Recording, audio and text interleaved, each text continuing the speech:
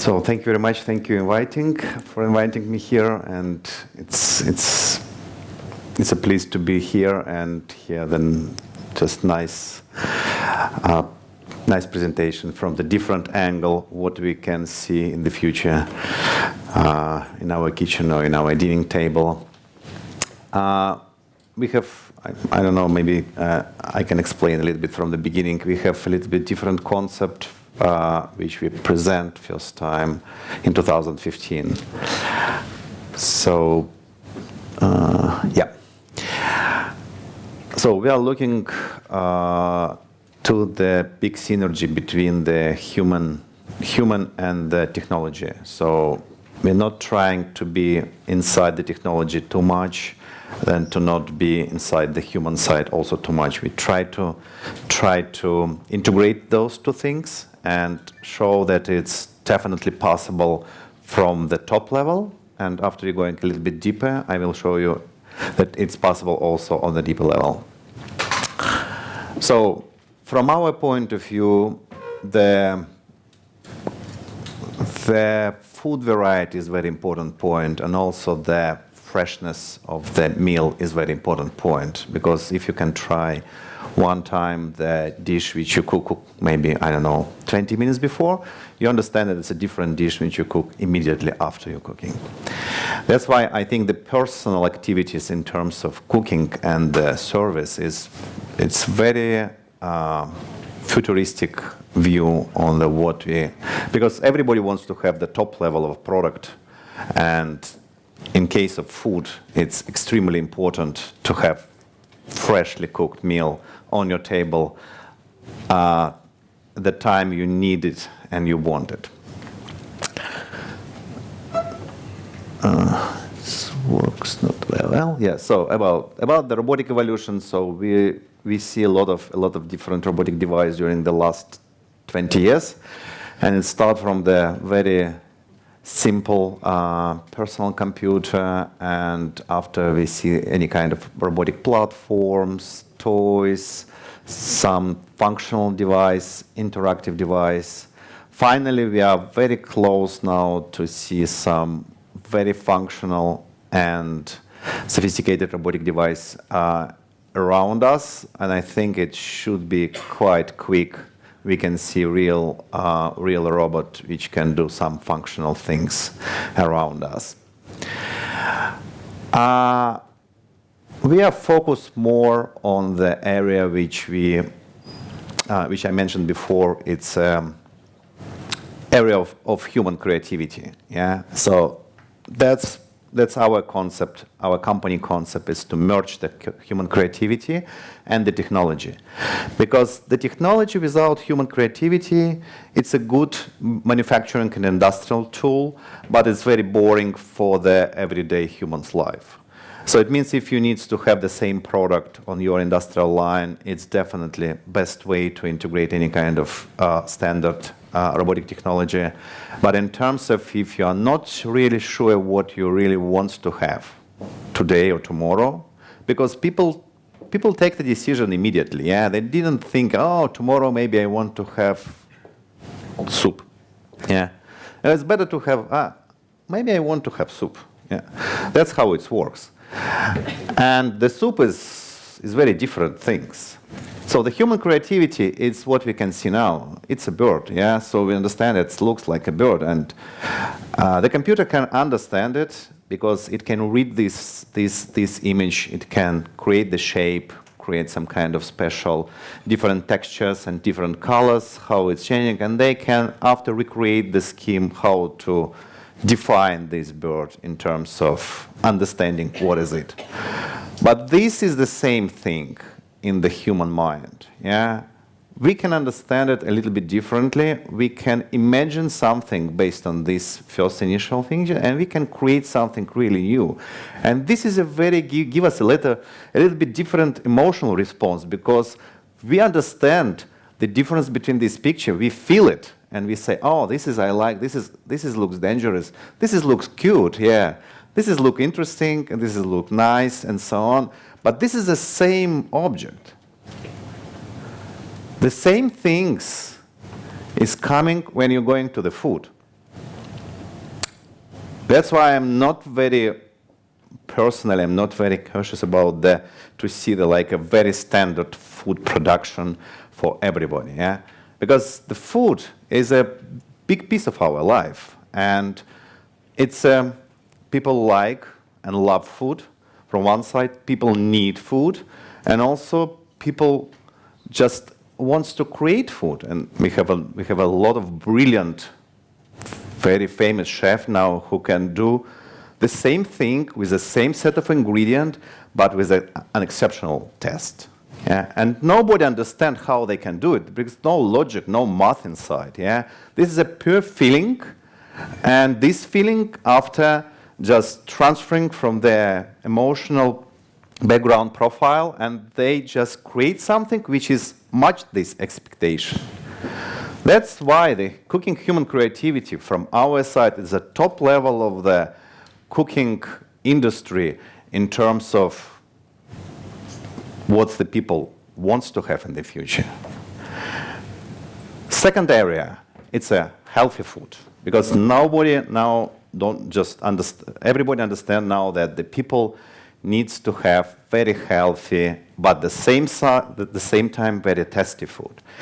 And in terms of the last data from the scientists, the cells which a deficit of calories, they lives longer.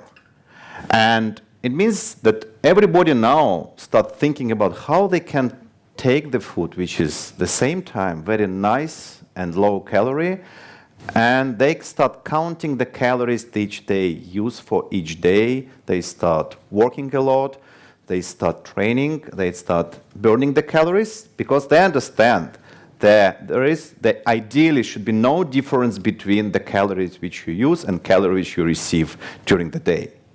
And that's why it's much more complicated task now, because if you start counting the calories from one side, from the other side you want to have very nice and tasty food, it's not just easy to create some kind of universal scheme for that, yeah? Because every time you need to make a choice between, oh, I like this, but it's too heavy for me. That's why in our mind, what we start doing, we start generating some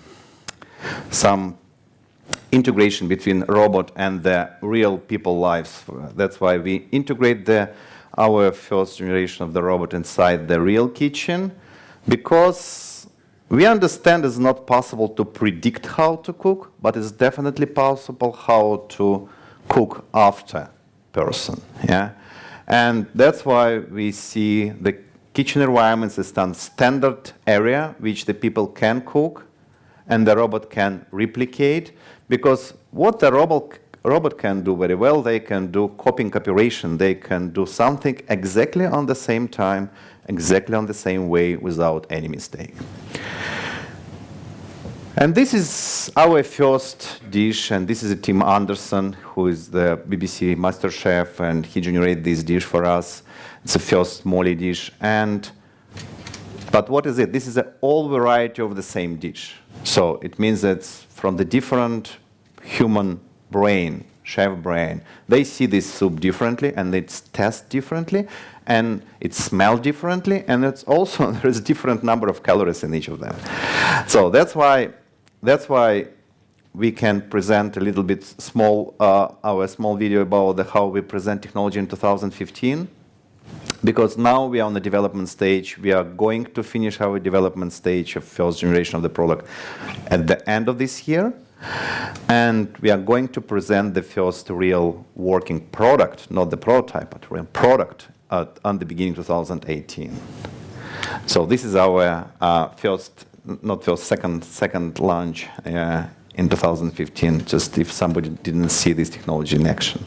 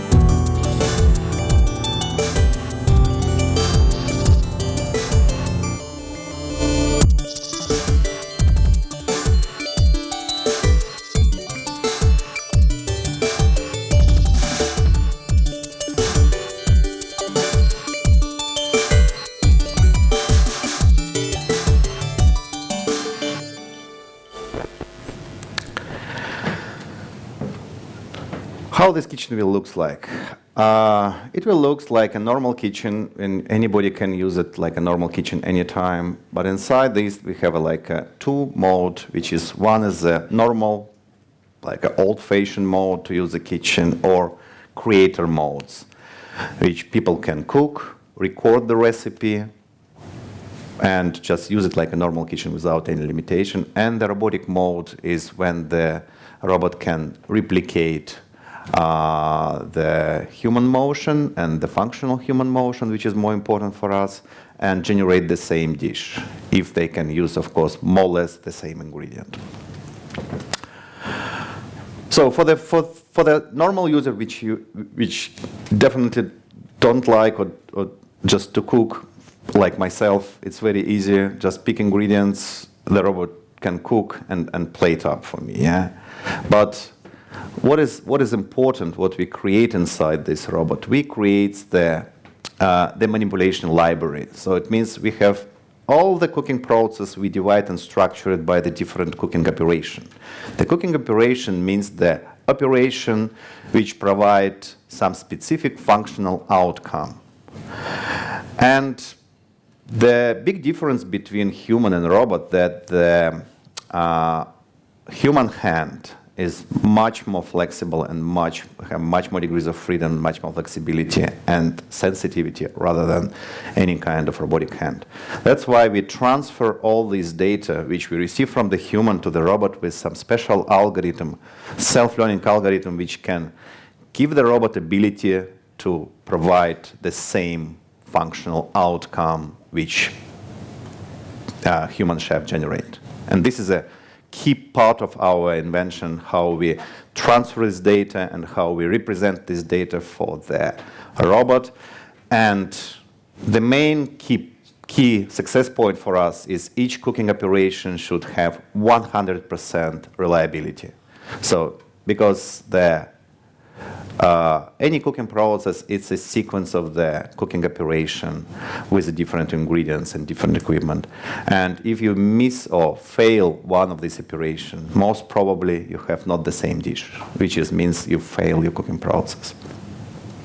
For now, we are mostly our robotic device. They can operate equipment, utensils, ingredients in the containers. Sometimes directly, not very often, but sometimes directly, appliances, and that's what we train a robot just to do right now. The key point, which is quite important for now, that we learn a robot to operate different equipment. Yeah, so the robot can operate existing equipment, which people usually operate, like steam ovens, like a kitchen process, dishwashing machine, or induction panel, or whisker, or any kind of.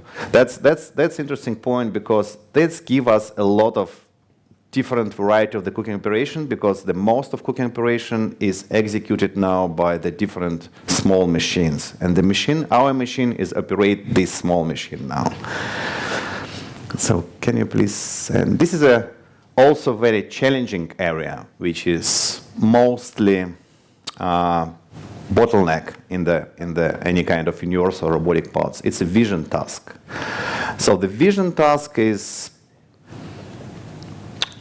it takes a lot of time from our team. Yeah. So we spend a lot of time to generate different vision algorithms, and finally we got very strong and reliable process how to detect, because the most important, most difficult for system is detect non-standard objects, yeah, like a piece of meat. Yeah.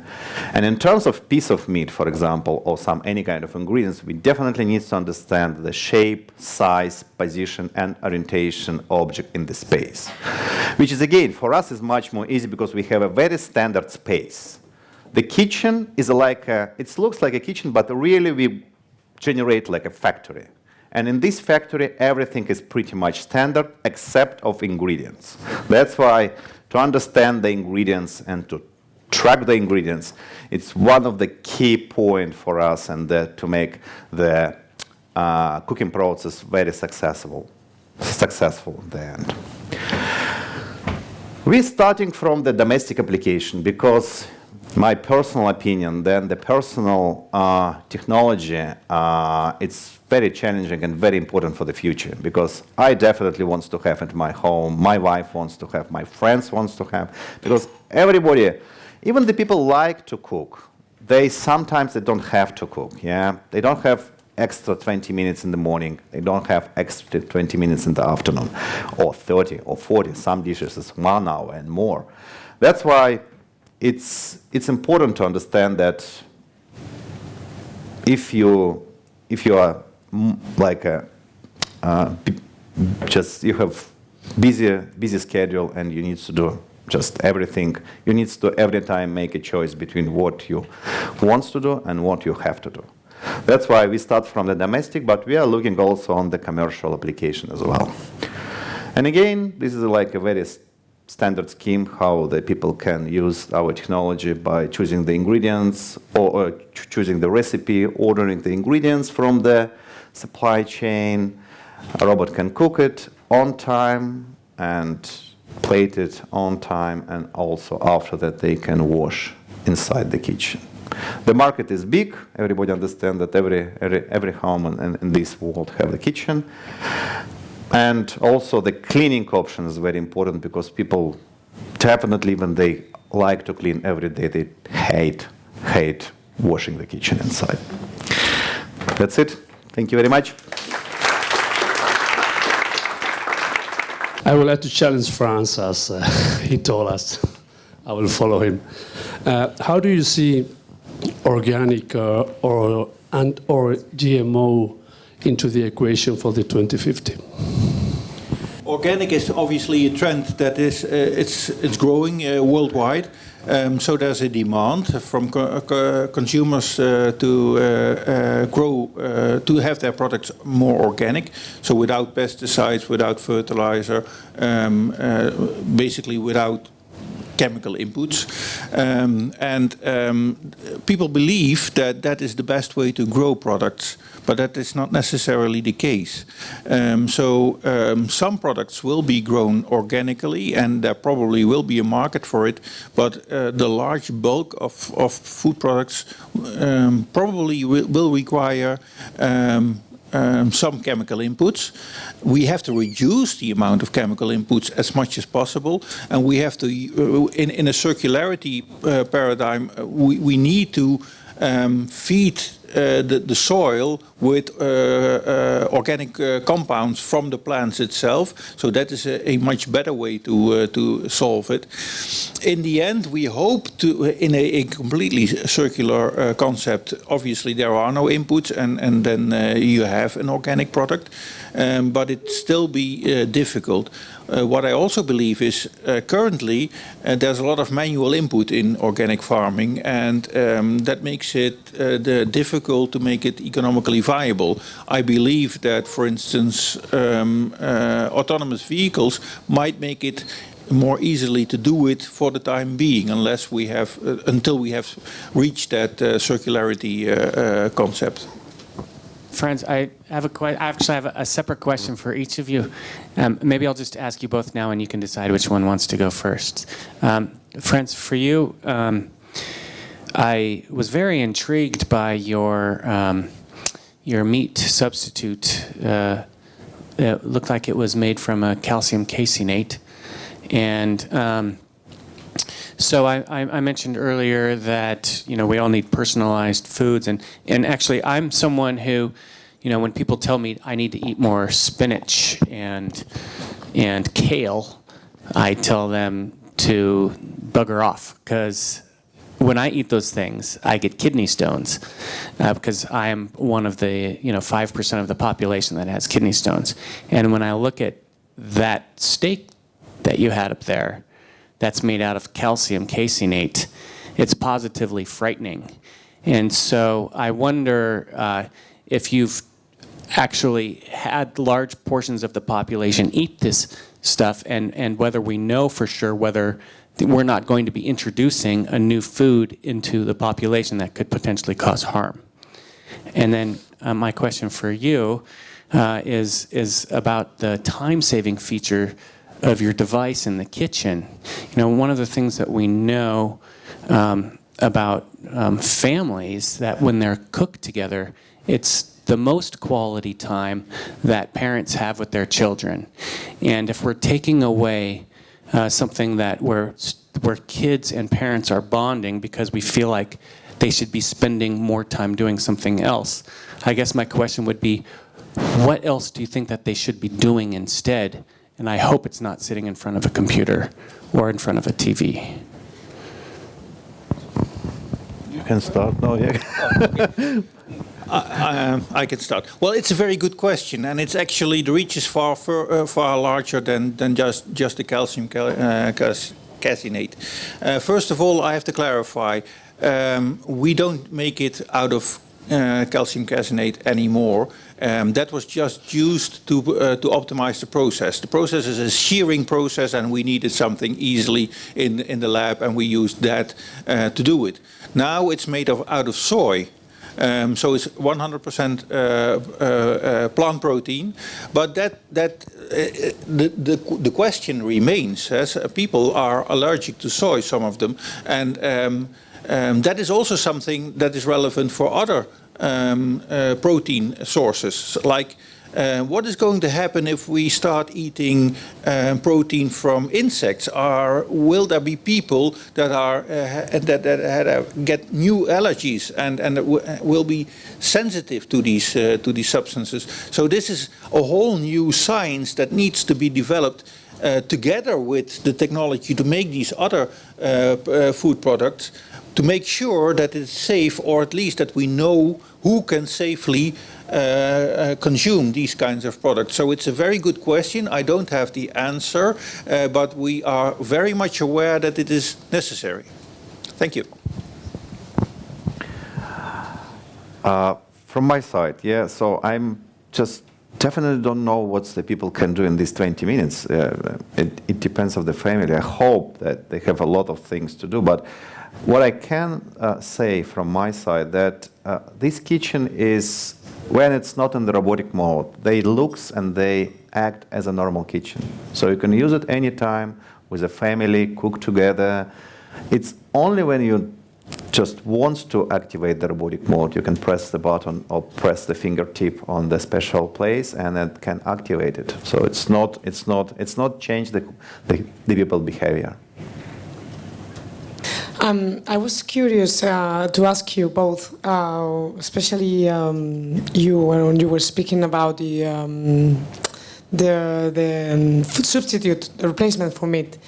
I was recently in a free from expo in Barcelona, and I was curious to see that the new trends for food, healthy food, but instead of trying to educate people to eat healthy, what we have now also, we are trying to create substitutes for meat. Maybe we should also work more in, I don't know how you feel about that. I mean, working in teaching them to eat in a more healthy way, not only trying to replace meat somehow, you know, maybe trying to teach them to appreciate more another ways of eating more vegetables, and maybe even creating people who are not so dependent on this kind of food, no, and meat. So I don't know what you think about that.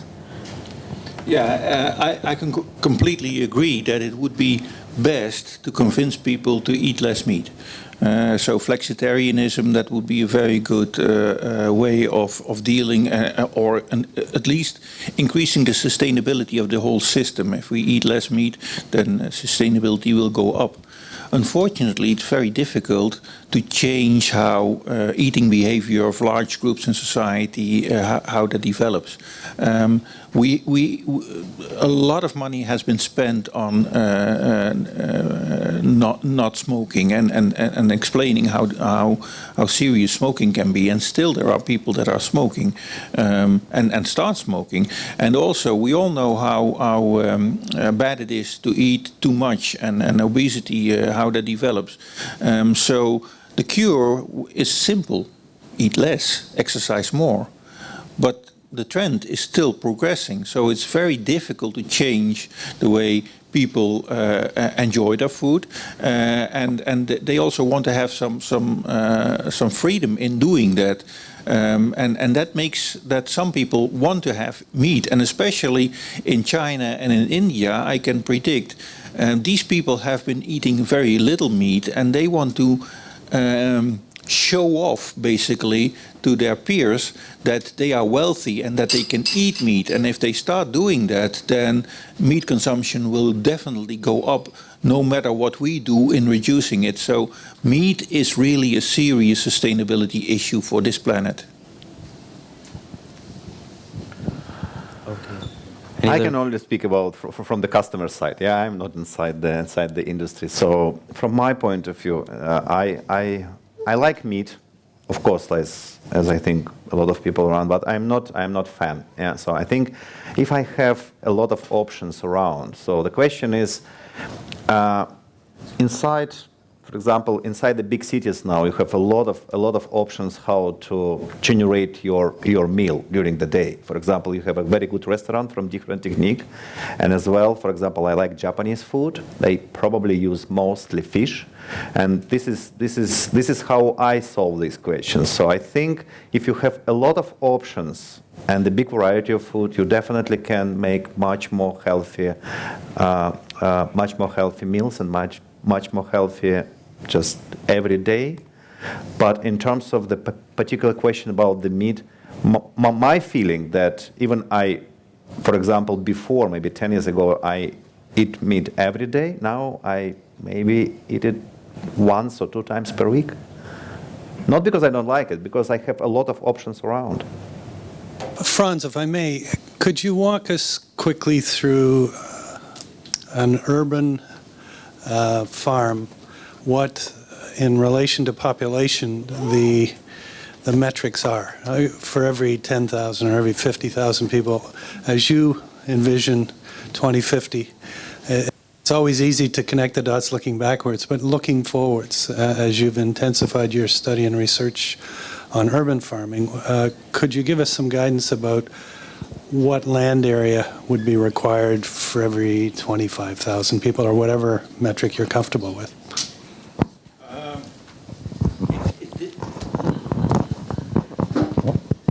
It's difficult for me to do the math here sitting down, but as I explained, staple foods will be done like they are at the moment. So the amount of area that we need will not change in 2050, and it will be done outside of the urban areas, because these are usually foods that are easily transportable. Meat, I hope, in industrialized countries will go down, but we will need more animal welfare friendly systems that also require more area to grow the meat. We can't put them in the intensive systems that are used today, because consumers will reject that. We will shift over to species that are less unsustainable, as I explained. Hopefully, fish but also chicken will be an important. And if we can shift over to the meat replacers, then we will have soy grown as a staple. Well, it's grown as a staple food, obviously. So then you need that kind of area. But to give you specifics, okay, if you have a city of 25,000 people, you need that much area to do it. Somebody in our organization calculated it exactly for Beijing and that population of 26 million. Sorry, well, I can look it up, but I don't have these numbers here available.